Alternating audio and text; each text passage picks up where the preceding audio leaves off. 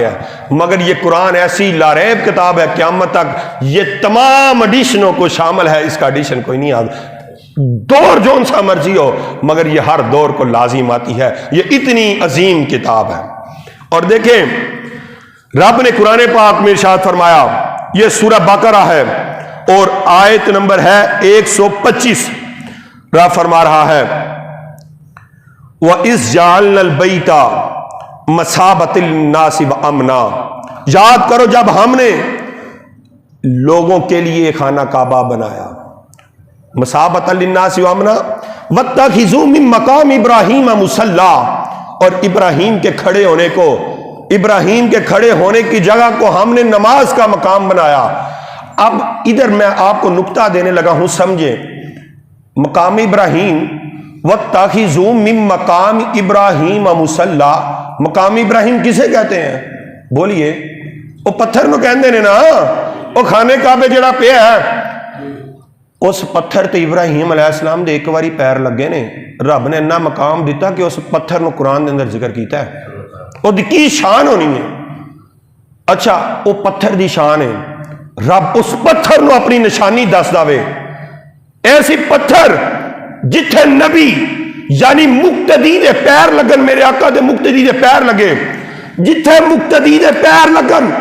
رب اس پتھر نو قرآن سے ذکر فرماندا ہے، ہر مسلمان، ہر مسلک دا بندہ، ہر طبقے دا بندہ دی عزت کردا ہے۔ اور جتے پھر فرمایا ان الصفا والمروہ من شعائر اللہ، یہ جو صفا ہے اور مروہ ہے یہ رب کی نشانیوں میں سے ایک نشانی ہے۔ کیوں؟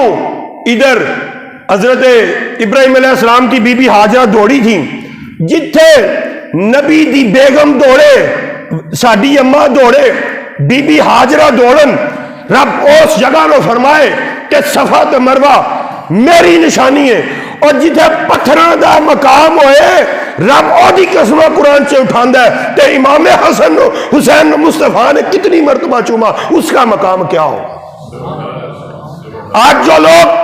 اہل بیت کے بارے میں بغض رکھتے ہیں،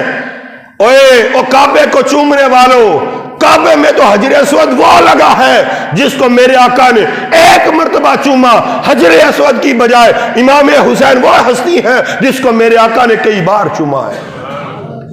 اور دیکھیں امام حسین وہ ہستی ہے، امام حسین وہ ہستی ہے جن کو میرے آقا نے کندھوں پر اٹھایا، اور امام حسین سے پیار کرنے والوں اور صدیق اکبر سے بغض رکھنے والوں، اور حسین وہ ہے جو میرے آقا کے کندھوں پر سوار ہوتا ہے، صدیق وہ ہے جس کے کندھوں پر مصطفیٰ سوار ہوتے ہیں۔ ارے جس کے کندھوں پر مصطفیٰ سوار ہو اس کا مقام کیا ہوگا؟ صدیق اکبر کے خلاف بولنے والا سنو،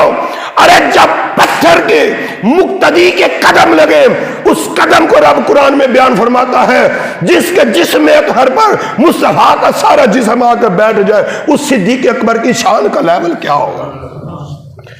وَاتَّخِذُوا مِن مَّقَامِ إِبْرَاهِيمَ مُصَلًّى، ارے جتھے ابراہیم علیہ السلام دے قدم لگن،